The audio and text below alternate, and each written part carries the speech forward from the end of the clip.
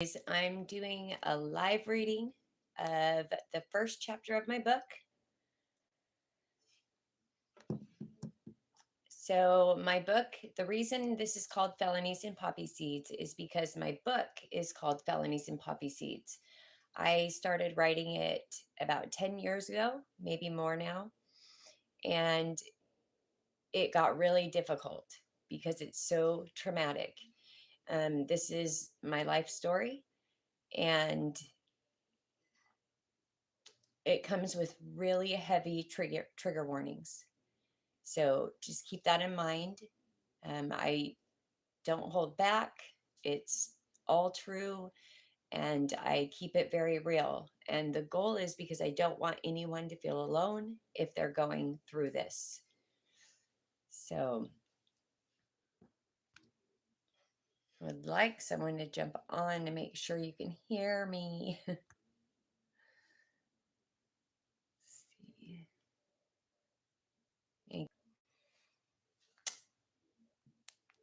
I am using a new platform to write chapter by chapter.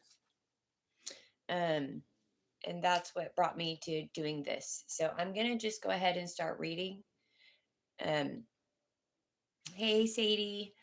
So I'm going to go ahead and just start reading, and because on YouTube these stay on. Can you hear me good before I start reading? Sadie, can you hear me good?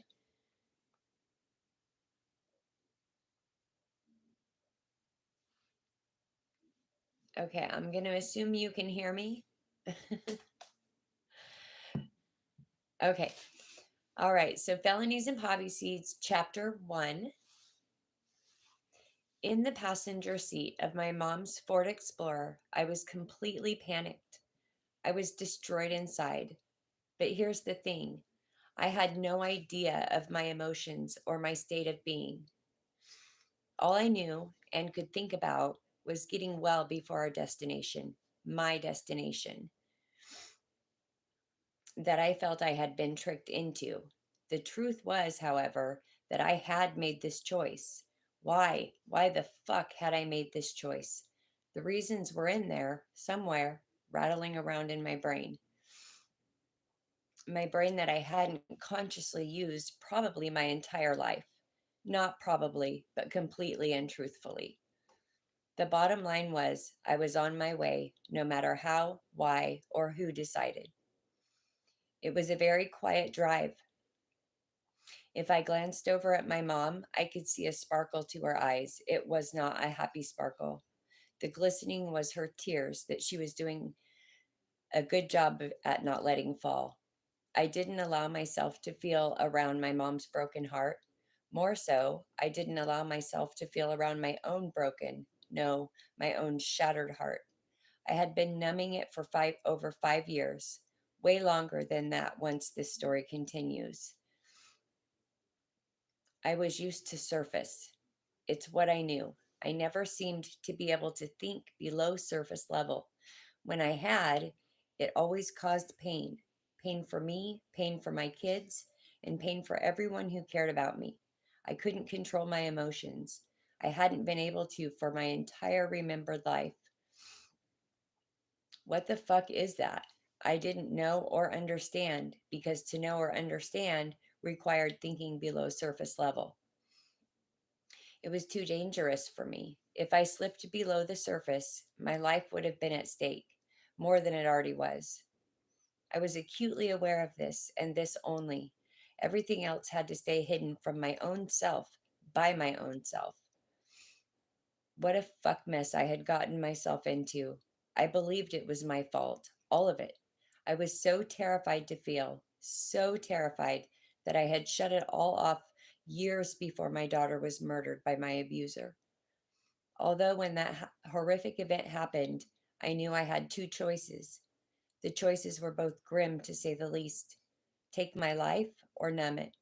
Unfortunately, both choices caused so much pain for my children who were still alive. So I chose numb. At least that way they had my body, my human. The other way they would have had nothing. That day began my life on an unimaginable, painful path, a path I couldn't even fathom, even after watching my abuser kill my daughter right in front of my eyes. Also, right in front of my daughter's eyes, in front of my oldest, who turned 13 the day her little sister was killed, and in front of my little daughter, or my middle daughter, who turned 11 4 days before her sister was killed. What do I even say after these sentences? We were getting close to where we were heading, and I began to not only panic, but my heart began palpitating, my skin began crawling, and I was sweating and freezing at the same time. Sickness was all I could feel. Physical sickness, agony. I needed to get well before we got there. I texted every connection I had, even the bad choice connections. It was dry. It was fucking dry. Of course it was. The only day my desperation was beyond my control, my drug dealers either answered and said they had nothing or didn't answer at all. I felt I was going to have a heart attack. I felt faint. Then my phone vibrated in my shaking and sweating hands. It was a hit. A girl I had spent time in jail with just weeks ago answered, saying she had one blue for me. I had brought my rig and spoon on the chance that I became lucky on the 20-minute drive my mom and I were on. I quickly blurted out loud to my mom, "My friend owes me money and I have none to take with me. Could you please just stop by these apartments for me real quick? It will take 2 seconds for her to hand me the owed money."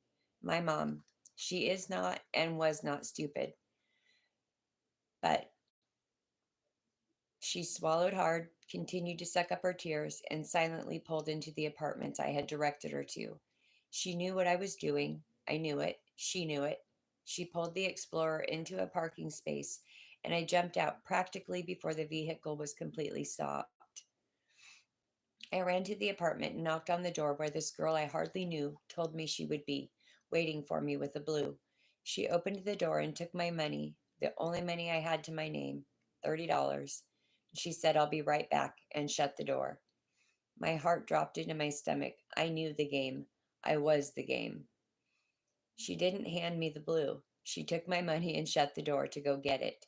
I knew she wasn't getting anything but a blue for herself with my $30. I pounded on the door and kicked it and threatened her through the thick wood. It took a lot for me to give up and turn around and walk back to Mom. Fuck around. I got in the car livid. "Just take me," I told Mom. This time I saw a tear fall. I looked away and out the window. What was I getting myself into? What the fuck was even going on? And what the fuck had been going on for the last 20 years of my life? Jesus Christ, I felt like my head was spinning and that I may throw up. I hadn't gotten well for over 16 hours at this point, and I just lost every chance of doing so. I was fucked. Something in me gave up. As we pulled up, I became filled with hate and rage.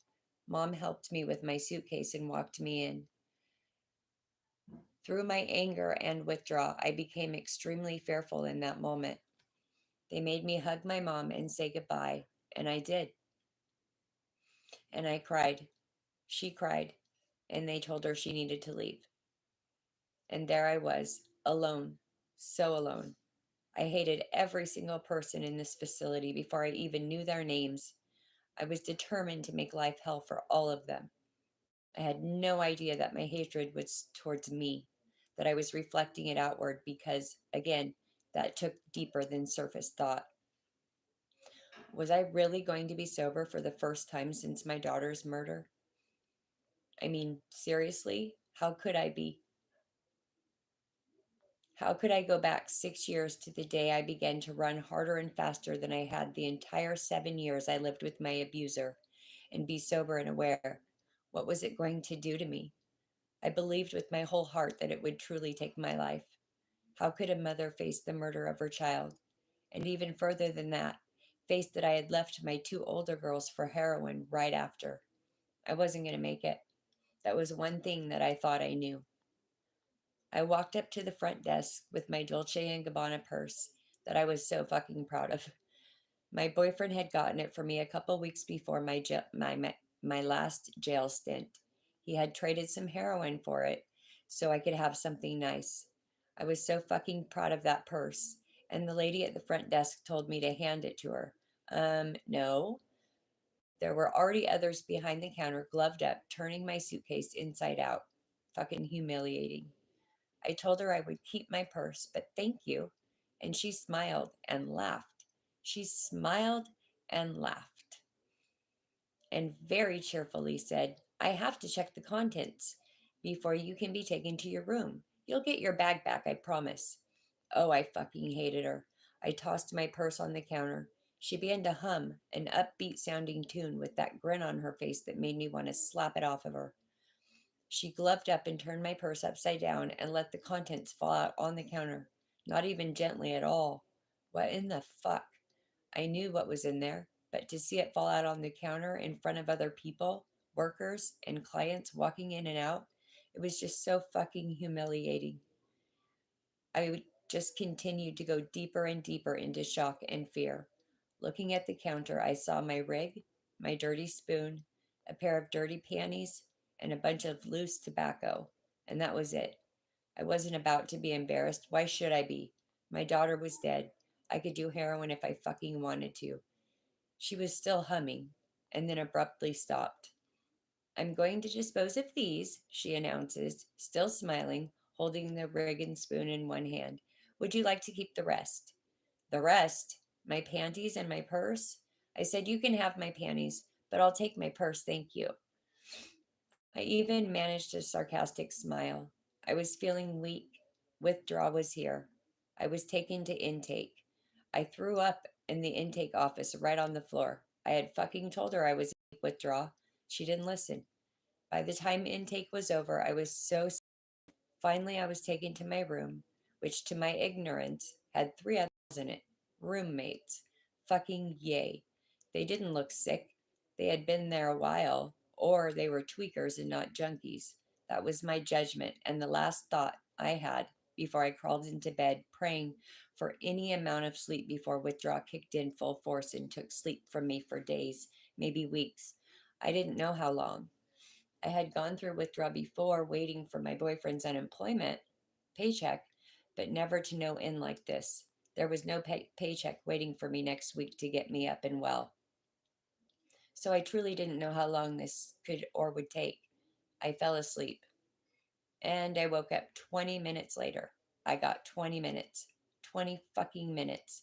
I knew it was going to be hell, but I didn't truly know what I was in for. So that is the first chapter of my book. And like I said, this book comes with a trigger warning. It is about loss of children, addiction, abuse, grief, motherhood, and it's super raw. And I haven't done it on YouTube. So I just want to really be caution you about the trigger warning. I'm finally ready. I'm finishing it and I'm really excited. This platform that I found is actually helping me put it in order. Um, so I would expect it to be published within a few months at this point. Thank you. I really appreciate it. We've got to get YouTube shared, so people start getting hooked on it on YouTube so I can just get it done. But I love you and I appreciate that so much, Sadie. Um, so yeah, that's chapter one. I'm probably going to try to read a chapter a week as I do my other stuff as well. Um, but my chapters will probably always be live, especially as I build an audience so we can have what we had before and talk and discuss it. And thank you. I really appreciate that. And I miss you. So yeah, that's chapter one. Stay tuned to see what happens after I wake up after 20 minutes of sleep at the facility I was taken to. And this is all true, all legit, all the things. In my book, there will be newspaper articles showing all the things. I've got it all set up. So it's time. It's hard, but it's time. Time to bring awareness to what domestic violence really looks like and what things really look like behind closed doors. I'm ready to share. So thank you for being here, Sadie. I appreciate it. I'm going to go ahead and publish this, and I'll be on here for other things soon, but I'll talk to you soon. Have a good night, guys. If you have any questions, I love you too. If you guys have any questions when you watch this, feel free to ask, because there's a lot to this. You probably see it for the first time, like, kind of, what the fuck? There's a lot to this. So this is my heart and soul. All right, guys, have a good night, and thank you, Sadie. Love you.